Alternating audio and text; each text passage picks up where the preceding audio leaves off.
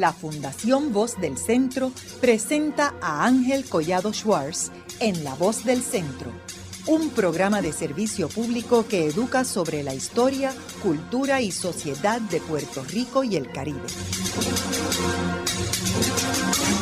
Saludos a todos. El programa de hoy está titulado Roberto Sánchez Vilella y las relaciones internacionales de Puerto Rico. Hoy tenemos como nuestro invitado al profesor Rolando Díaz Montes, quien es investigador, historiador y autor de un libro titulado La relación de Puerto Rico y el Caribe. Durante la administración de Roberto Sánchez Vilella, la experiencia de Codeca 1965 a 1968. Como sabemos, el Caribe jugó un papel bien importante durante la Segunda Guerra Mundial. ¿Y por qué fue eso? Pues primero Puerto Rico, Cuba, Hispaniola estaban bajo el dominio directo o indirecto de los Estados Unidos, pero en el Caribe habían colonias que pertenecían a Gran Bretaña, a Francia y a Holanda. ¿Y qué sucede? Que tanto Francia como Holanda fue invadido por los nazis en el 1940. Así que eso cambió el escenario del Caribe. Sabemos, y no vamos a entrar en detalle, pero hemos hablado anteriormente del cambio de las bases de Reino Unido a cambio de unos barcos, que fue una transacción que se dio entre el presidente Roosevelt y Winston Churchill. Y tenemos otros programas aquí en La Voz del Centro sobre eventos que sucedieron en el Caribe, particularmente los submarinos alemanes que rondaban por el Caribe. Pero en el programa de hoy vamos a hablar sobre la administración de Roberto Sánchez Vilella y qué sucedió en términos de su visión internacional de Puerto Rico, marcado en el Estado Libre Asociado de aquel momento. Vemos también que en ese momento, cuando Roosevelt era el presidente, se crean unas comisiones que eran muy importantes para el desarrollo de Estados Unidos. Y me gustaría, Rolando, que comenzáramos a hablar del personaje Charles Taussig, que fue un director de una comisión que se llamaba la Comisión Taussig. Uh-huh. ¿Por qué se crea esa comisión y qué se esperaba de esa comisión? Sí, buenos días a los radioescuchas y buenos días al profesor Collados. También el trasfondo de esta situación de la Comisión Taussig viene desde antes. Mucha gente pensará de que toda la cuestión del movimiento nacionalista en Puerto Rico en los años 30, pues uno tiende a pensar de que pues fue en Puerto Rico nada más, pero no es cierto. Viene con un desarrollo de protestas ya desde los años 30 en diferentes islas del Caribe, que no necesariamente será solamente Puerto Rico, porque todas más o menos tenían un perfil que era muy bien parecido. Mucha explotación de las clases bajas, todas eran lo que llama Eric Williams rey de la caña. La caña era lo que dominaba toda la dinámica económica, había extrema pobreza y empiezan todas estas islas, empezando por las islas de dominio británico, a hacer diferentes tipos de protestas y que también luego se desarrollan en Puerto Rico durante los años 30, todos con la misma, diríamos con el mismo origen, la pobreza que es causada por la cuestión del dominio cañero en la isla, tanto Santo Domingo, Cuba y también las islas pequeñas de las colonias británicas, holandesas, etcétera, etcétera. Y dada esta preocupación de esta situación, se crea esta comisión para buscar, diríamos, un consenso entre los diferentes países metropolitanos, especialmente Francia, Inglaterra y Estados Unidos, para cómo podemos, en cierto sentido, que es luego en lo que resulta en la Operación Manos a la Obra muchos años después, cómo podemos buscar, no tratar de salir de la caña, pero aún de la caña, buscar otras alternativas económicas para que la gente se sienta un poco más cómoda económicamente, el estilo de vida cambia un poco, las alternativas económicas pues tal vez se desarrollen de otra manera y con eso pues evitar todo ese tipo de protestas que sucedieron, ¿verdad? Y entonces, ¿Cómo fueron evolucionando esas comisiones? O sea, hasta llegar al tiempo de Roberto Sánchez Vilella. El dominio, fueron una cuestión de delegación de poderes, si lo podemos poner de esa manera. Primero, pues eran bien recelosas las metrópolis, como que ella sí había participación de las colonias, incluyendo Puerto Rico, pero con voz, pero sin voto. Luego fue evolucionando hasta que ya en 1960, pues entonces sí se crea la Comisión del Caribe, que se crea directamente por los países del Caribe, ya con votos y con una dinámica propia, diríamos, y ya sin intervención, por lo menos directamente de las metrópolis. Ahora, hubo una etapa donde participó Tocqueville cuando era gobernador de Puerto Rico, ¿verdad? Y también creo que Rafael Picó. Sí. Lo de Tocqueville bien interesante y me lo comentó don Roberto en una entrevista que le hice para escribir el libro, y que lo primero que hizo Tocqueville cuando cogió el puesto de gobernador en Puerto Rico fue viajar por el Caribe. Él viajó por diferentes islas del Caribe, recogió insumos de todo lo que estaba pasando en las diferentes islas, y luego de recoger todo ese insumo, que me sería interesante ver si hay algún documento o alguna minuta o algo que de esas visitas que él hizo a las diferentes islas.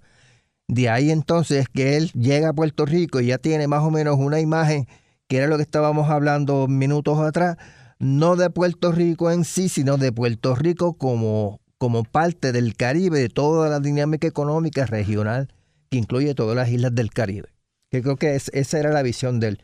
Era una visión más regionalista, y también la cuestión de incluir a Puerto Rico en alguna dinámica que tuviera que ver con su relación con las islas del Caribe, y a la misma vez tratar de hacer alguna reforma económica en Puerto Rico, ¿vale? Rolando, y en términos ya de la creación de esta Corporación de Desarrollo Económico del Caribe, ¿cómo surge esa idea? No hay así un documento, porque como te estaba comentando antes de entrar al programa, los documentos de Codeca desaparecieron. Se supone que cuando una corporación pública cierra, todos los documentos pasan al archivo general.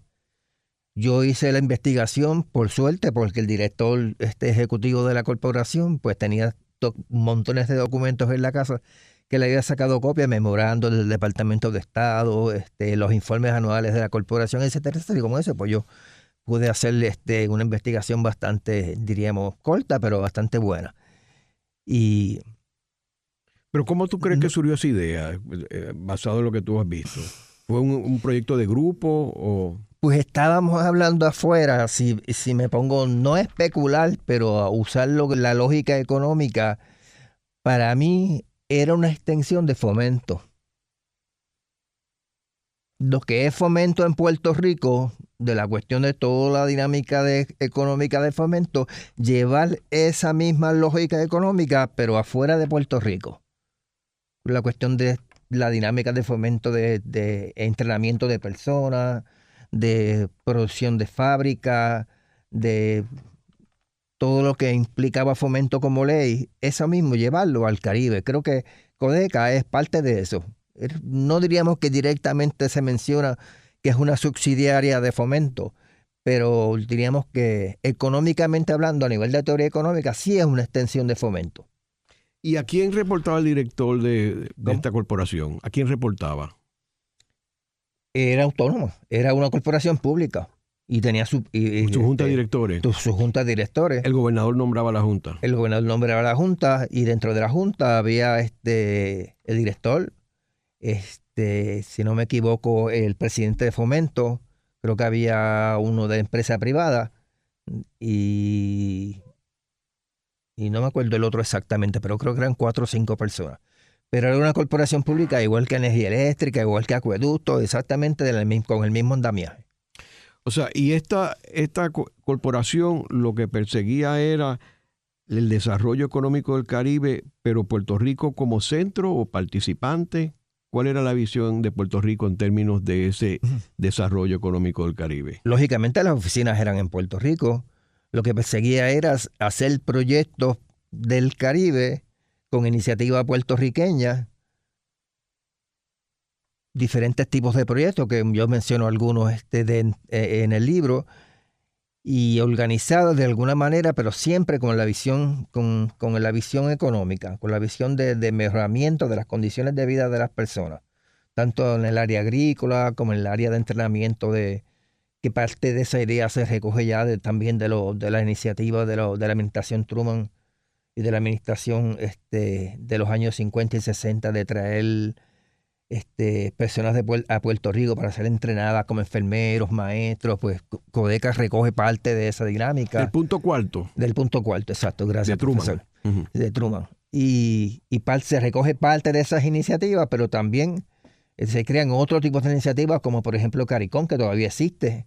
Y la iniciativa principal, que es la creación. Explica lo que es CARICOM. CARICOM es un sistema económico del Caribe donde todas las naciones se ponen de acuerdo, que tal vez no, por lo que yo he visto, no funciona tal vez de la manera, o tal vez también es que estamos un poco desconectados de lo que ellos hacen, pero es cuestión de no repetir dinámicas dentro de los sistemas económicos de las diferentes islas del Caribe, que creo que sería ideal si hubiera un poco más de organización, tal vez en ese sentido, recoger diferentes estudios y diferentes iniciativas que se puedan mejorar las condiciones económicas de las diferentes islas del Caribe. No haber lo que llaman repetición de tareas, sino lo que se hace en una isla no se hace en otra, estudios económicos, estudios de costos de transportación, especialmente a nivel aéreo, etcétera, etcétera. Y todos esos estudios que se hacen redunden en la mejora de proyectos que se hagan tanto de infraestructura como de desarrollo económico. ¿Y todavía funciona CARICOM? Sí. Pero es independiente. Sí. No tiene que ver con Fomento. De Puerto Rico. Okay. Entonces, cuéntanos sobre esta corporación, cómo es que empieza a funcionar. Esto empieza bajo Roberto Sánchez Vilella. Sí, se hace por ley de la legislatura. Más o menos, pues el Partido Popular pues tenía la mayoría de la legislación. Por supuesto, la parte de los PNP, en ese caso que ya existía como partido, pues no están de acuerdo, pues siempre por el mismo argumento, que traer la colonia por la cosilla, traer la estadía por la cosilla, todos estos argumentos que siempre se usan, ¿verdad? Pero la idea porque era que hacerse por ley, y la estrategia era, como estábamos comentando, hacerlo como una corporación pública, porque las corporaciones públicas tienen dos, que lo estaba comentando con una persona fuera antes del profesor llegar. Las corporaciones públicas tienen dos aspectos bien importantes. Primero, que pueden contratar y ser contratadas, son semiprivadas. Pero la parte semiprivada nunca se ha explotado siempre la semipública. Y el ejemplo que yo le estaba dando al señor era, fíjese qué interesante de que la Autoridad de Energía Eléctrica era una corporación pública, nunca trabajó ni hizo ningún proyecto fuera de Puerto Rico. Y podía hacerlo. Podía ir a Santo Domingo y licitar para escoger contratos allí y hacer redes de energía eléctrica, infraestructura, servicios, todo ese conocimiento que tiene la energía eléctrica, podía venderlo al exterior. Y eso nunca se hizo. Porque esa parte privada de la corporación nunca se explotó. Siempre se explotó la parte pública. Igual que Acueducto es lo mismo. Acueducto puede coger licitaciones en Santo Domingo, en Haití, donde le dé la gana. Porque por ley pueden hacerlo, porque son contratados y pueden ser contratados y contratarlo a la misma vez. Entonces, ese era, diríamos, en sentido normal o vulgar, diríamos, pues, ese era el truco de Codeca. Como podían contratar y ser contratada, pues eso, en cierto sentido, salvaguardaba la parte de la cuestión de la soberanía. No necesariamente Puerto Rico tenía que ser soberano, pero al crear una corporación que podía hacer contratos fuera de Puerto Rico, por esa parte sí podría tener iniciativa fuera del país, de esa manera, para poder entonces desarrollar ciertos proyectos que tal vez no se podrían desarrollar siendo Puerto Rico con las limitaciones que tenía por su relación con Estados Unidos. Entonces, ¿cómo se organiza esta corporación? O sea, ¿cuántas personas hay? ¿Y cuál era el proyecto de ellos de trabajo? Era pequeña, según lo que yo pude más o menos ocultar con el profesor con la entrevista, estaba él, una secretaria, creo que había un subdirector, no eran muchos. ¿Y quién era él, el profesor que dirigía esto? Se llama José Pasalagua Cristian. Okay. El profesor Pasalagua Cristian era graduado en Relaciones Internacionales de la American University en Washington, D.C. Y cuando yo lo conocí, que cogí clase con él, era profesor de Relaciones Internacionales en la escuela, en la Facultad de Ciencias Sociales de la UPR de Río Piedras. ¿Y él dirigió esta corporación? Es correcto. ¿Por cuántos años? Él fue el primero y el único. Y hasta el cierre, sí, porque duró prácticamente la administración.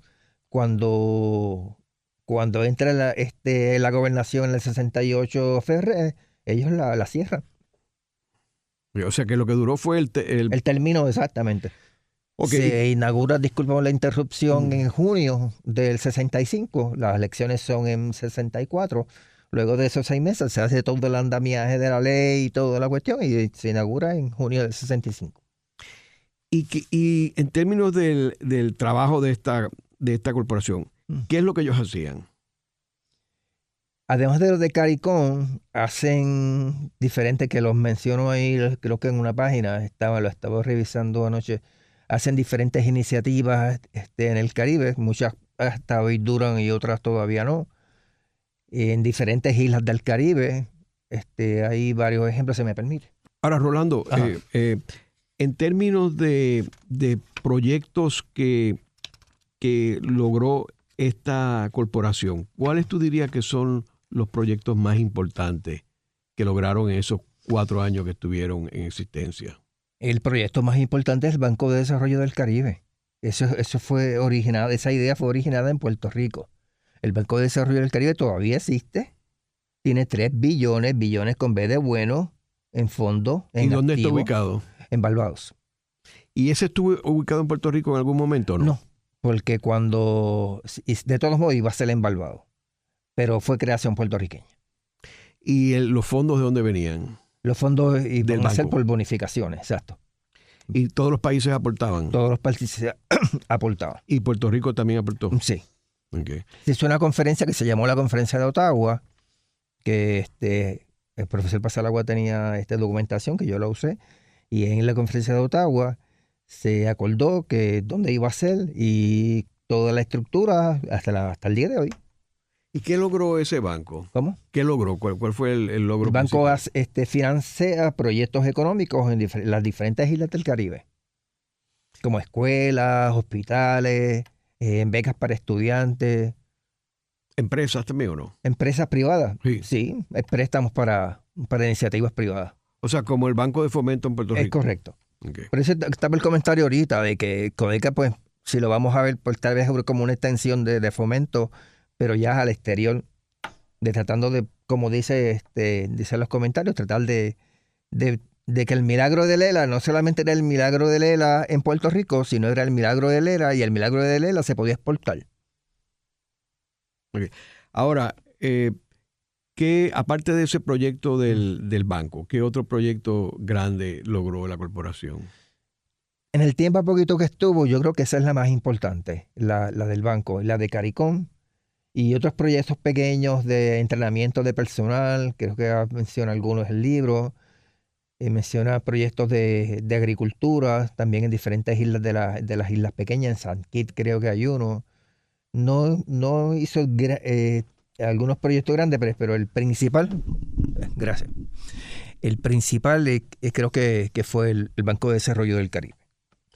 Y en términos de las relaciones de Puerto Rico con todas estas islas, que algunas ya estaban empezando a independizarse, ¿cómo Puerto Rico mantenía esa relación? ¿Tenía oficinas en estos sitios, estas islas? ¿Habían viajes? Creo que fue beneficioso en el sentido porque ya en los años 60, cuando empiezan la independencia de Jamaica, Barbados, pues al principio era, yo diría, un poco restrictivo porque siempre la decisión venía de la metrópoli.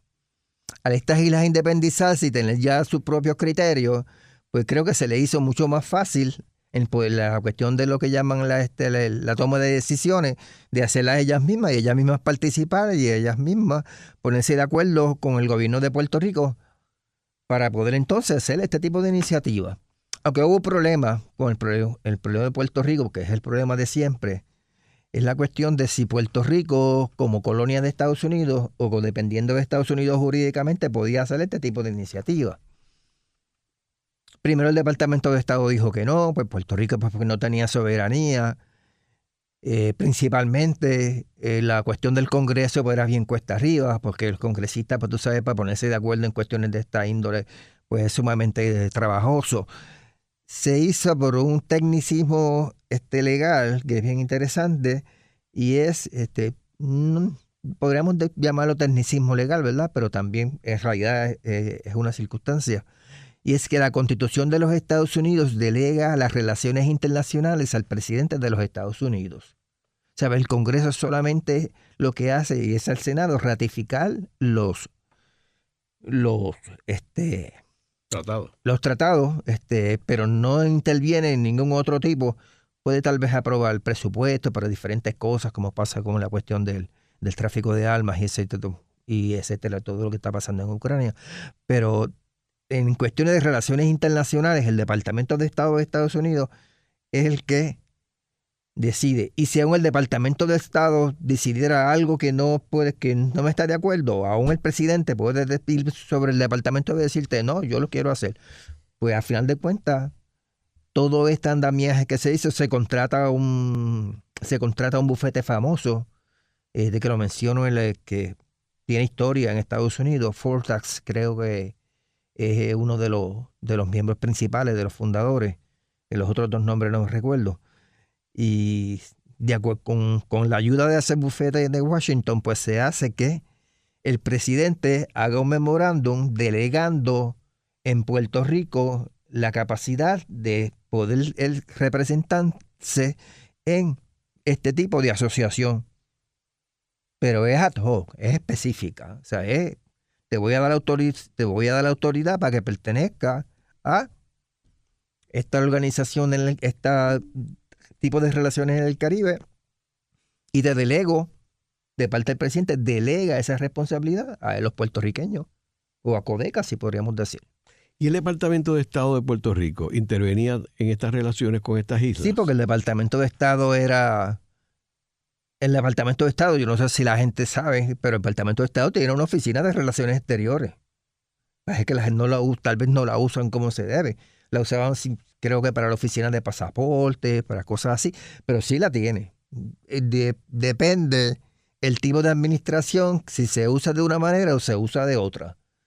Pero sí existe en el Departamento de Estado de Puerto Rico una oficina de relaciones exteriores.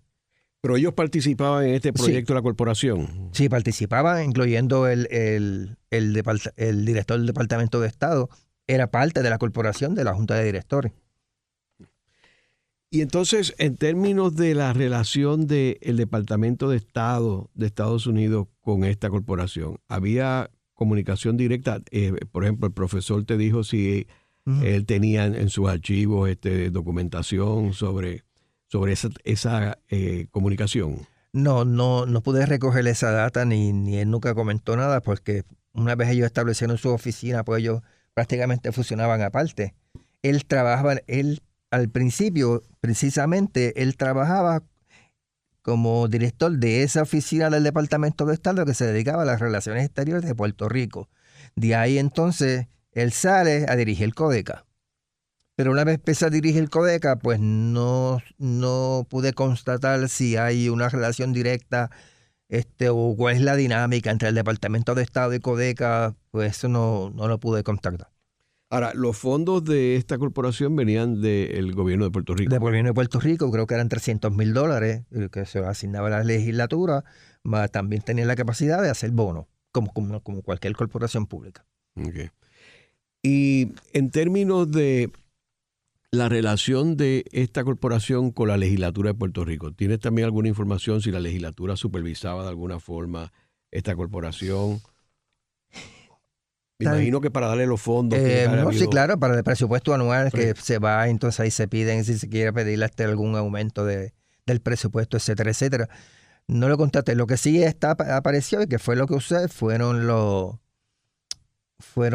archivos donde están las diferentes vistas para los nombramientos, para poder decidir si se iba a hacer si la ley iba a pasar o no, y están las opiniones de los diferentes legisladores sobre el beneficio de la ley, etcétera, y la otra parte de las razones por las que estaban en contra. Haremos una breve pausa, pero antes los invitamos a adquirir el libro Voces de la Cultura, con 25 entrevistas transmitidas en La Voz del Centro. Procúrelo en su librería favorita o en nuestro portal. Para más contenido como este, síguenos en las redes sociales como @Radio Funglode.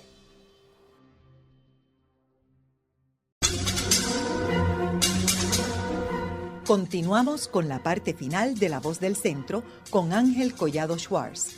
Pueden enviarnos sus comentarios a través de nuestro portal www.vozdelcentro.org.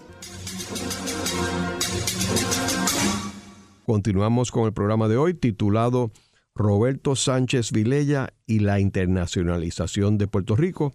Hoy tenemos como nuestro invitado al profesor Rolando Díaz Montes, autor de un libro publicado bajo el nombre La relación de Puerto Rico y el Caribe durante la administración de Roberto Sánchez Vilella, la experiencia de Codeca 1965 a 1968. En el segmento anterior estuvimos hablando cómo el Caribe jugaba un papel importante al final de la Segunda Guerra Mundial y luego al principio de la Guerra Fría. Vemos también cómo Puerto Rico, ya desde el tiempo de Rexford G. Tocqueville y de Franklin D. Roosevelt, empieza a tomar un papel protagónico en el Caribe y más bien se concentra en el término del desarrollo económico, de ayudar a las otras islas. Estamos en un periodo también crítico donde en ese momento Puerto Rico tenía el Estado Libre Asociado, todas estas otras islas eran colonias clásicas de las metrópolis y poco a poco fueron independizándose y ahora en el momento son soberanas casi todas y Puerto Rico continúa en una situación colonial con los Estados Unidos. También hablamos de esta corporación pública que se conocía como Codeca, que la funda el gobierno de Roberto Sánchez Vilella, quien tenía una visión de Puerto Rico jugando un papel en el mundo internacional, que esa era la visión que viene de la administración última de Luis Muñoz Marín, donde Roberto Sánchez Vilella fue parte de esa administración, que coincidió con todo el proyecto del presidente Kennedy y la Alianza para el Progreso. O sea, que Puerto Rico tenía un rol con otras islas y otros países del área, como Venezuela, como Costa Rica, República Dominicana, Cuba en distintos periodos. Y entonces nos quedamos hablando, Rolando, de esta corporación Codeca. Me gustaría que hablara un poquito más de esta corporación y en qué se diferenciaba de las otras corporaciones públicas.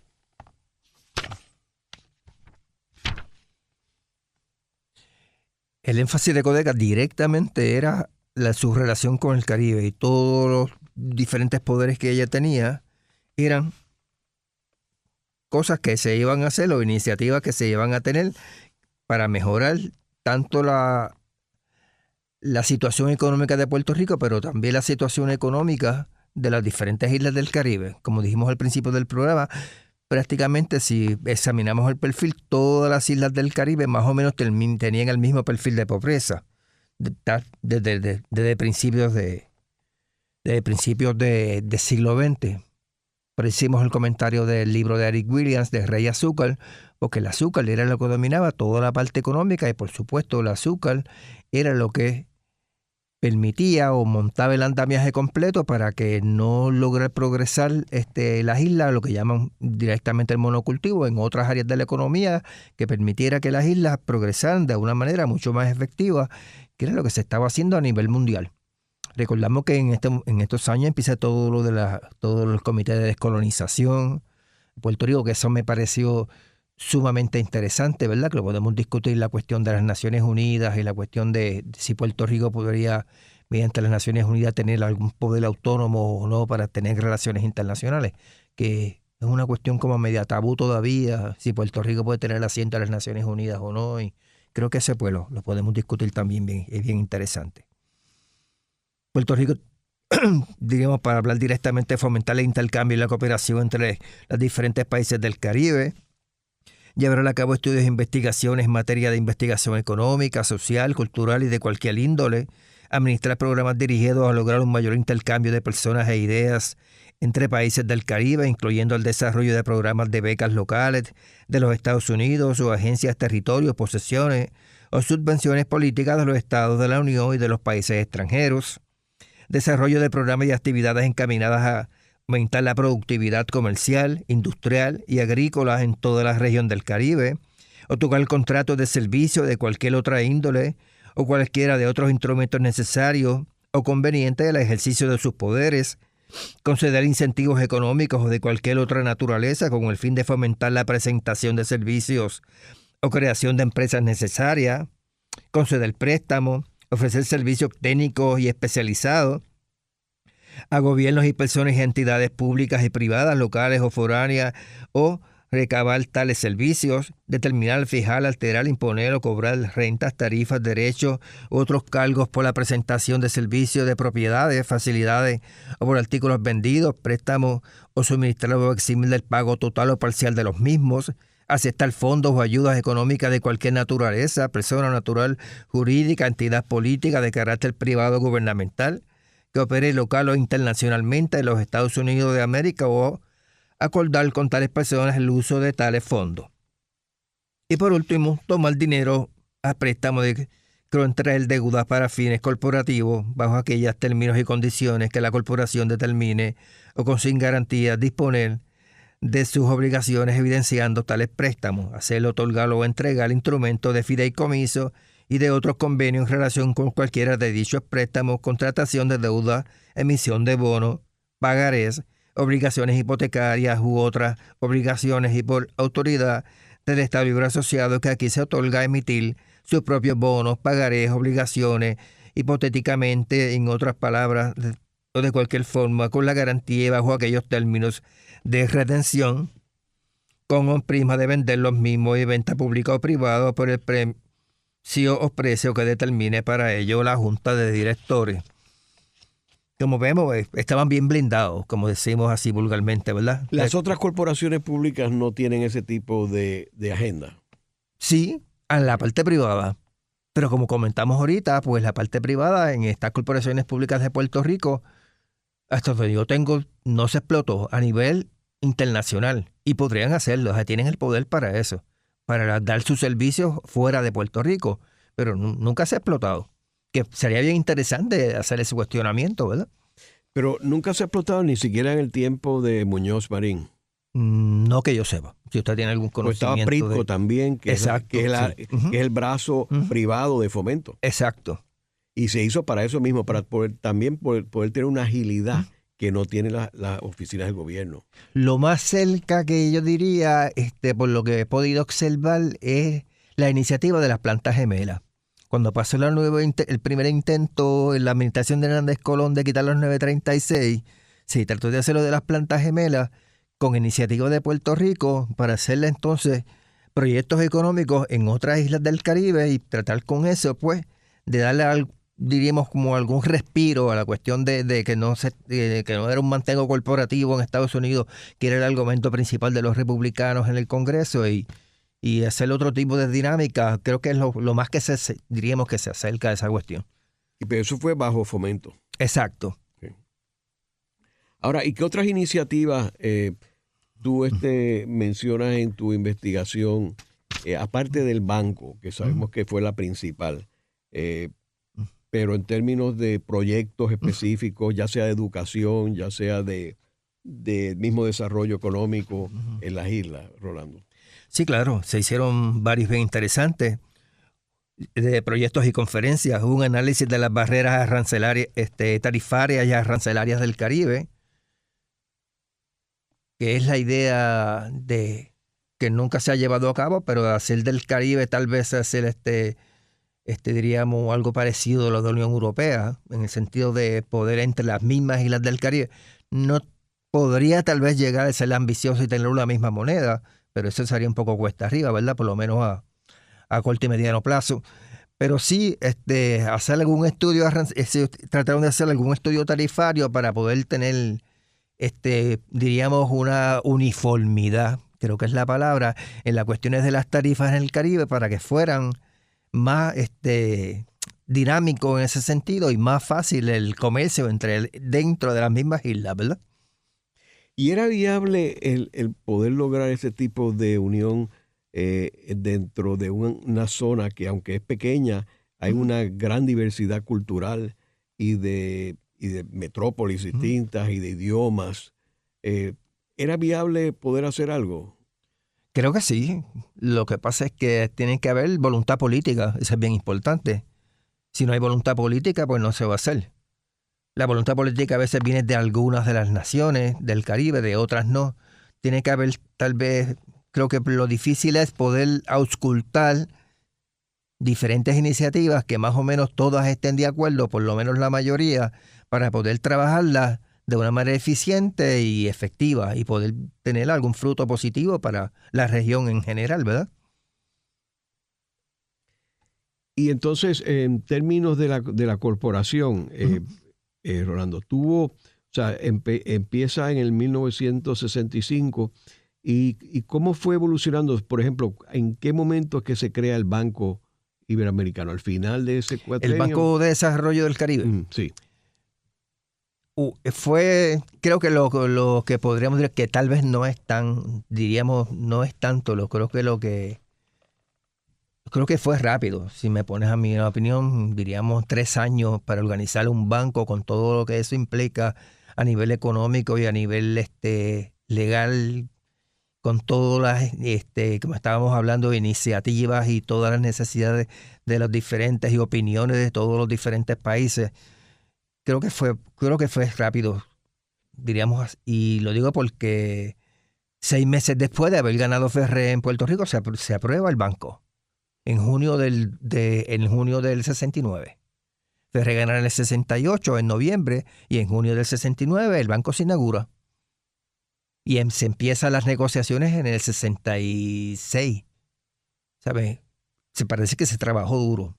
Claro, habría que tener la constancia de ese otro tipo de estudio del banco específico. Habría que visitar Estados Unidos, buscar documentación de todo el desarrollo tal vez de otros aspectos, de otros tipos de archivos diferentes, de cómo fue esa dinámica de la creación del banco, pero si me preguntas a mí en otros tipos de experiencias, creo que fue rápido, creo que trabajaron sumamente eficiente y creo que ya para el 69 el banco estaba listo y dura hasta el día de hoy.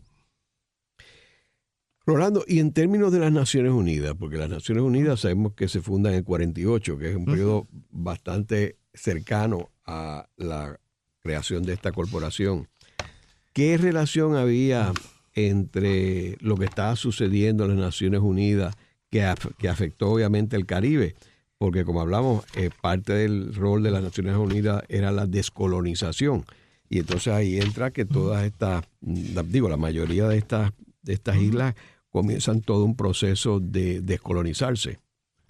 ¿Qué relación tú entiendes que había entre la ONU y esta iniciativa aquí en Puerto Rico? Pues yo diría que es como un tabú. Y de eso casi no se habla. Te voy a explicar por qué.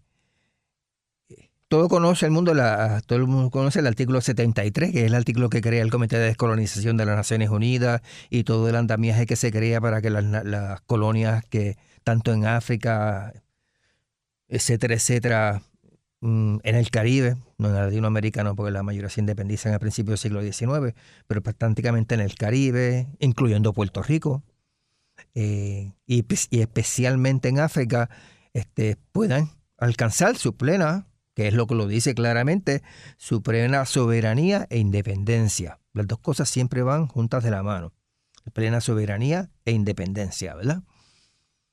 Y Puerto Rico, en ese principio, Estados Unidos rendía unos informes, que los rindió hasta 1952, sobre Puerto Rico, de cómo iban económicamente, principalmente las cosas en Puerto Rico. Y existen los informes.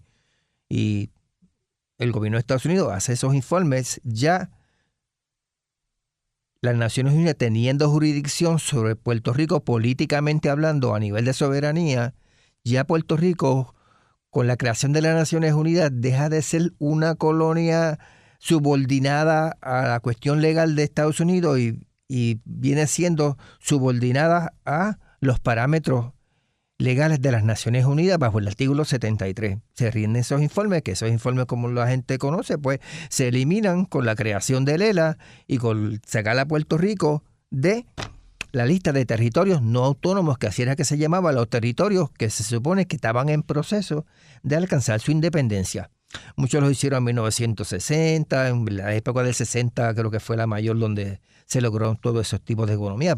Prácticamente ya casi ni quedan, ¿verdad? Creo que Puerto Rico y creo que hay otras islitas por ahí, bien pocas, que se han logrado, que todavía... Y Puerto Rico pues se saca de la lista de eso. Lo más que me impactó a mí del estudio de esa cuestión es que luego se hace en Puerto Rico lo que ya la famosa Resolución 748, que es la que Lela utiliza como que Puerto Rico supuestamente tiene autonomía política, que es la que dice que Puerto Rico ya no va a ser parte de... y ha alcanzado su gobierno autónomo y ya no es necesario que sea parte del Comité de Descolonización. Hasta ahí estamos bien. Ajá. Es curioso que Puerto Rico logró tener un observador allí en las Naciones Unidas, que era Thelma Milke, que aquí tenemos un programa de La Voz del Centro sobre ella, y que luego es expulsada de las Naciones Unidas a raíz de la Revolución del 50. Que pusieron una presión a las Naciones Unidas y Estados Unidos para que le quitaran esas credenciales que ella tenía como observadora en las Naciones Unidas. Y luego esto que tú mencionas de todo este proceso de sacar a Puerto Rico del Comité de Colonias que tenían que enviar los informes a Estados Unidos, que yo discuto eso en mi libro de Eisenhower y obviamente en realidad fue un fraude lo que sucedió allí, porque Puerto Rico nunca cambió en términos de su estatus político. Exacto. Era una colonia y continúa siendo una colonia.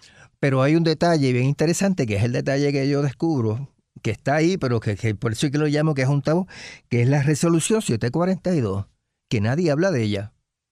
¿Qué dice la Resolución 742? La Resolución 742 es la que dice Adopting the Factors Proposed by the Ad Hoc Committee, etcétera, etcétera, examine the factors to be taken in account to determine whether a territory has not attained the full measure of self-government. Diciéndolo en español, para tú salirte ya de esa resolución de la resolución 742, tú tienes que tener unos requisitos. Las Naciones Unidas te dan unos requisitos. ¿Cuáles son los requisitos? Ahí es donde viene la cuestión interesante. Primero que nada, tener relaciones internacionales.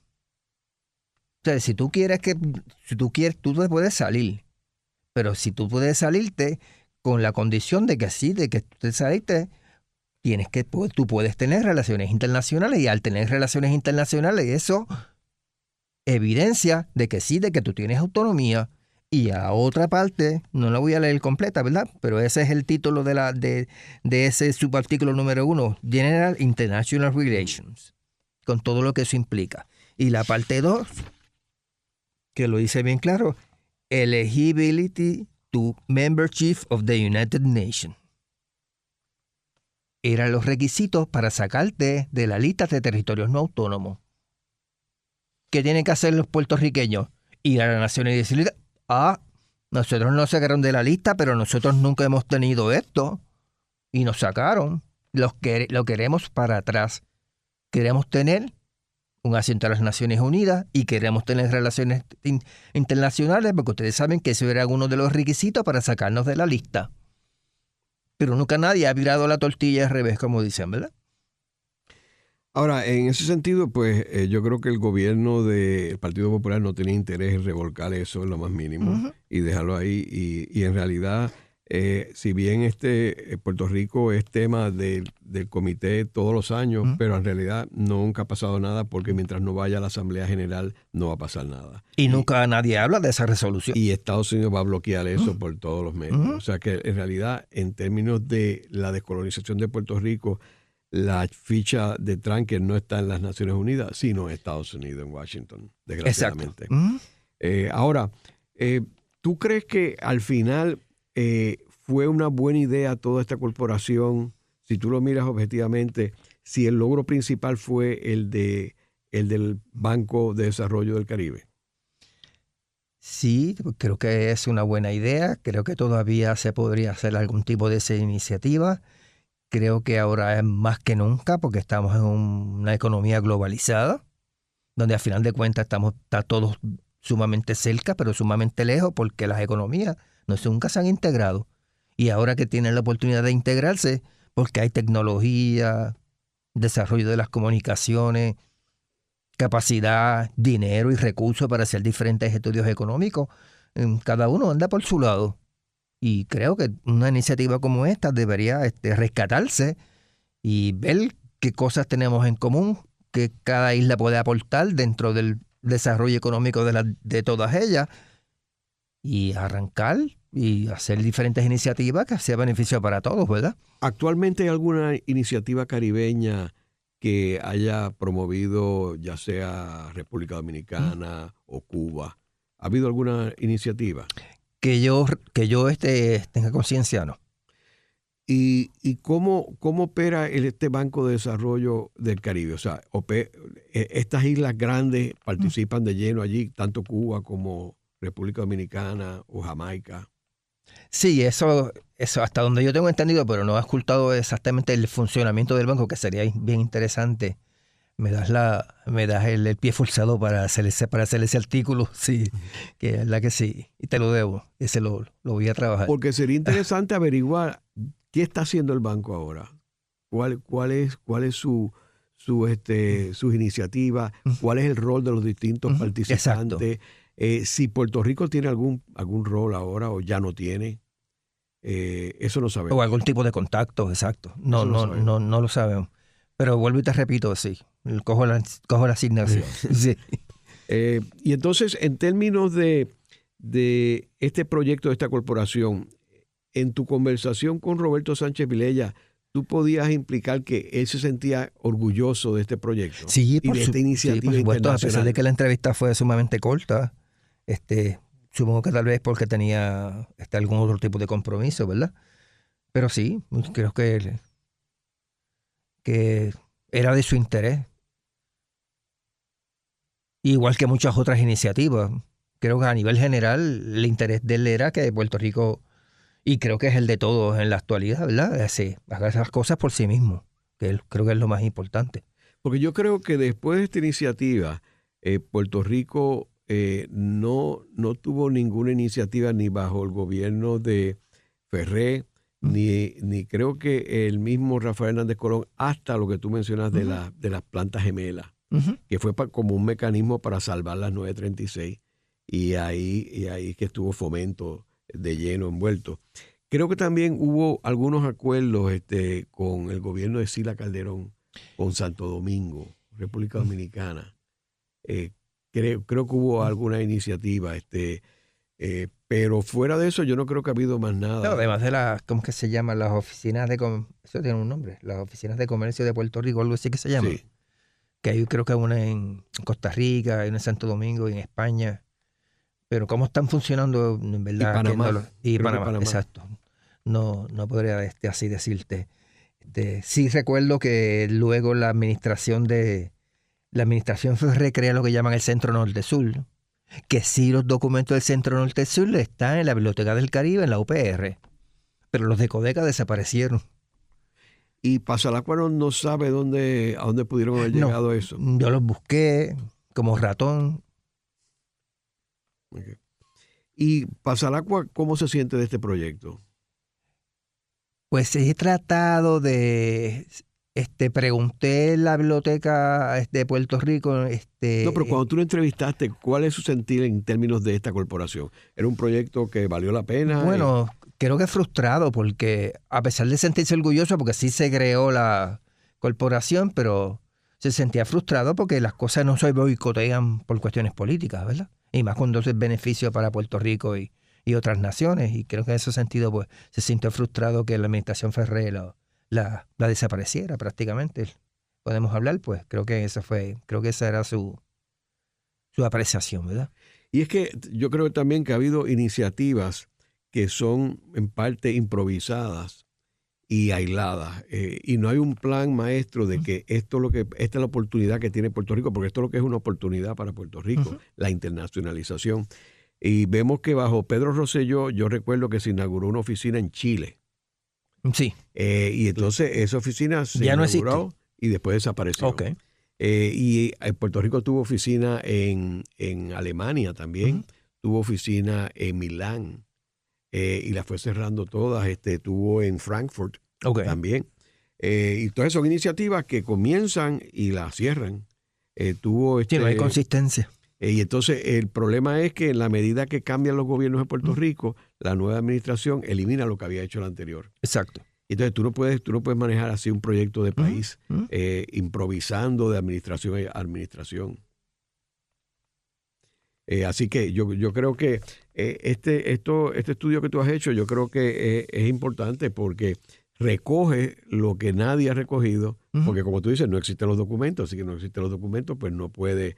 En los libros de Sánchez Vilella que se han escrito, ¿tú cotejaste sobre las menciones de él, de esta corporación, esos libros? No lo sé, pero podría hacerlo, claro. Porque sería interesante ver estas autoras que hay un par de libros bien importantes, uno de Romaní, y hay otro que no recuerdo ahora, sobre las biografías de Roberto Sánchez Vilella y cómo él ve este proyecto dentro de su visión internacional de Puerto Rico y que Puerto Rico jugando un rol internacional. Sería interesante ver eso también. Cierto, exacto.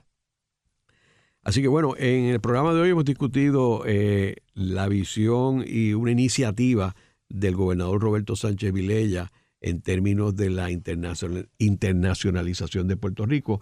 Vemos que en este caso específico hemos estado hablando de Codeca, que fue una corporación que se creó para desarrollar proyectos económicos en el Caribe. Y que el proyecto principal de esta corporación fue el Banco de Desarrollo del Caribe, que está ubicado en Barbados.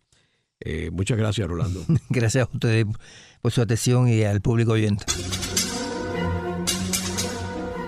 Esta ha sido una producción como servicio público de la Fundación Voz del Centro. Los invitamos a sintonizarnos la próxima semana a la misma hora. Y recuerden que pueden adquirir el libro Voces de la Cultura en su librería favorita o en nuestro portal. Si te gusta este contenido, no olvides suscribirte, activa la campanita, comenta y da like.